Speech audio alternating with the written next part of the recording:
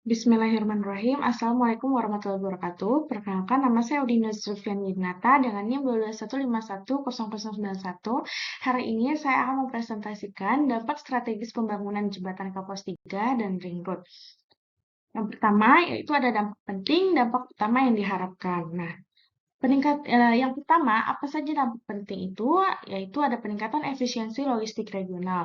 Nah, ini dibagi menjadi tiga, yaitu akses pelabuhan, pengurangan biaya, dan daya saing.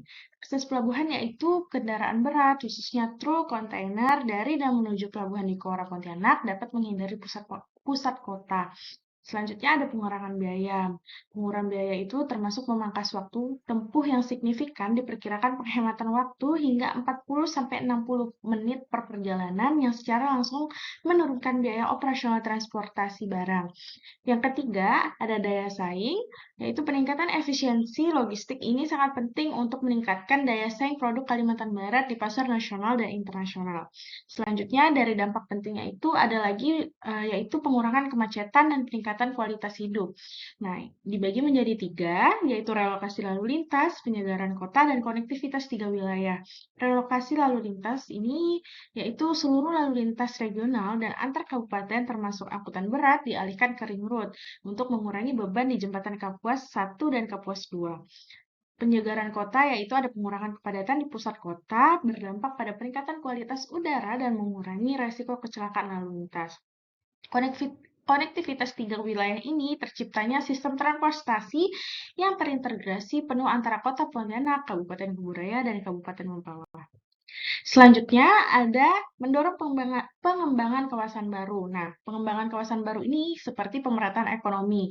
Jembatan Kapos 3 akan membuka aksesibilitas ke kawasan seperti Wajo atau kita sebut biasa Mempawah dan Sungai Kupah yaitu di Kuburaya untuk memicu pertumbuhan pusat ekonomi dan permukiman baru di luar inti kota. Selanjutnya ada dampak potensial dan hipotetik, yaitu risiko dan peluang. Nah, dampak ekonomi dan sosial positif potensial ini menjadi dua, yaitu peningkatan nilai properti dan peluang usaha baru. Peningkatan nilai properti ini menunjukkan ketersediaan infrastruktur baru akan menyebabkan lonjakan harga tanah dan properti di sepanjang koridor Ring Road yang sebelumnya terisolasi, memberikan keuntungan ekonomi bagi pemilik lahan. Yang kedua ada peluang usaha, yaitu munculnya kawasan industri, gudang, dan jasa penunjang transportasi di sekitar pintu masuk Ring Road dan jembatan. Selanjutnya, apa saja sih dampak negatif hipotetik yang perlu diwaspadai? Yaitu ada dari beberapa bidang, yaitu lingkungan, tata ruang, dan lahan, dan yang terakhir ada ekonomi lokal. Nah, apa saja sih dampak negatif dari lingkungan itu? Dampak negatif lingkungan itu kerusakan ekosistem sungai daerah rawa gambut di lokasi proyek akibat land clearing dan konstruksi. Strategi mitigasi apa sih yang diperlukan? Nah, kalau dari bidang lingkungan ini, strategi mitigasi yang diperlukan yaitu implementasi analisis mengenai dampak lingkungan secara ketat dan transparan. Selanjutnya, dari bidang tata ruang dan lahan, dampak negatifnya ada spekulasi harga tanah yang tidak terkendali dan potensi konflik pembebasan lahan yang memperlambat proyek. Strategi mitigasi yang diperlukan yaitu penetapan zona tata ruang yang jelas, mekanisme ganti rugi yang adil dan transparan.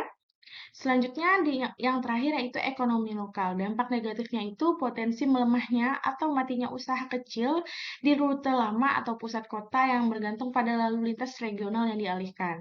Strategi mitigasi yang diperlukan yaitu perencanaan revitalisasi dan penataan ulang fungsi ekonomi di pusat kota lama.